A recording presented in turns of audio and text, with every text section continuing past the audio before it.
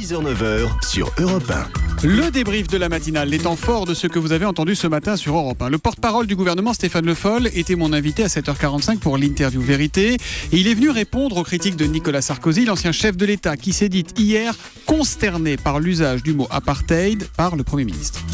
Je ne comprends pas que dans ce débat où on doit être, je l'ai dit, à la hauteur des enjeux, on soit dans un jeu de posture, de chamaillerie, je crois le terme qui a été utilisé Politicaillerie, hier, de politicaillerie. Voilà, reprenons ce terme. On ne doit pas être dans la politicaillerie.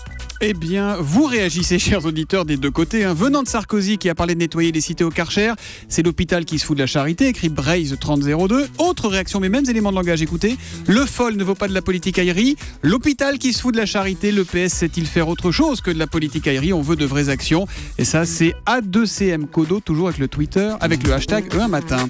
Ils s'appellent Kouachi, ils s'appellent Koulibaly et ils se font harceler à cause de leur nom de famille. Écoutez cette enquête surprenante, signée de notre journaliste Simon Rubin, c'était à 7h30 sur Europe.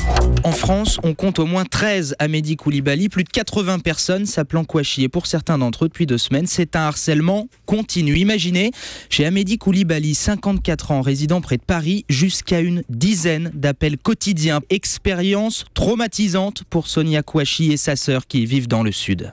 On s'est retrouvés à avoir des menaces, quitter la maison quelques jours. Enfin, maintenant, on est obligé d'être plus prudent sur beaucoup de points. Le magazine 60 millions de consommateurs réclame l'interdiction de toutes les cabines de bronzage, les cabines à UV. De très nombreux centres ne respectent pas la réglementation et ils acceptent même des clients avec la peau fragile. Notre journaliste Mélanie Taravant a rencontré un responsable de centre. Écoutez-le, c'était à 8. C'est un business aussi. Donc on essaye de limiter la casse. C'est-à-dire que s'ils nous demandent de faire 20 minutes, on va aller dire non, là t'abuses, fais 10, 15 parce que t'es venu il y a 3 jours. Maintenant, quelqu'un qui a la peau claire, s'il va en vacances sans préparation, il va se cramer la peau et ce sera encore plus dangereux pour lui. Bon, alors ça, évidemment, c'est complètement faux. D'ailleurs, les autorités de santé ont déjà fait des estimations. Les cabines de bronzage devraient faire entre 500 et 2000 morts dans les 30 prochaines années. Et alors là, écoutez bien le tweet de Malioui Rapéchi. Le gouvernement songerait à interdire les cabines à UV. Une pensée émue pour Bernard Montiel, Vincent Cerruti et Jean-Marc Morandini. Mais je fais pas d'UV. C'est vrai? Ah non, je fais pas d'UV, c'est de l'autobronzant. Pour tout dire. Voilà. Et l'autobronzant, c'est clean. Le grand direct de la santé, ils m'ont dit, tu peux y aller. Bon, voilà. L'autobronzant, c'est pour ça qu'il a bonne mine, mais aussi parce qu'il est heureux tous les 15 jours. Aussi. Après plus de 11 ans d'absence, Miu Miu remonte sur les planches dans une pièce qui s'intitule Des gens bien. C'est au Théâtre Hébertot à Paris. Notre journaliste Thierry Geoffrotin l'a rencontré. Écoutez, c'était à 6h30 tout à l'heure. À quelques jours du premier lever de rideau, elle pense au public. Des gens qui prennent leur soirée, qui attendent une aventure, ils attendent quelque chose. Je trouve qu'il faut leur donner. Et comme au théâtre, tout est un peu décuplé. Le plaisir comme le déplaisir. Il y a un ressenti qui est comme dans une caisse de résonance. Miu Miu, impatiente, avec, comme elle le dit elle-même, une espèce de pétoche quand même. Une femme jordanienne a accouché en plein ciel. Nous vous en parlions dans le journal de 7h30 tout à l'heure. Et nous avons à ce sujet une question de Brigitte qui nous appelle au 3921. Bonjour Brigitte. Oui, bonjour Tamar. Quelle est donc votre question Brigitte?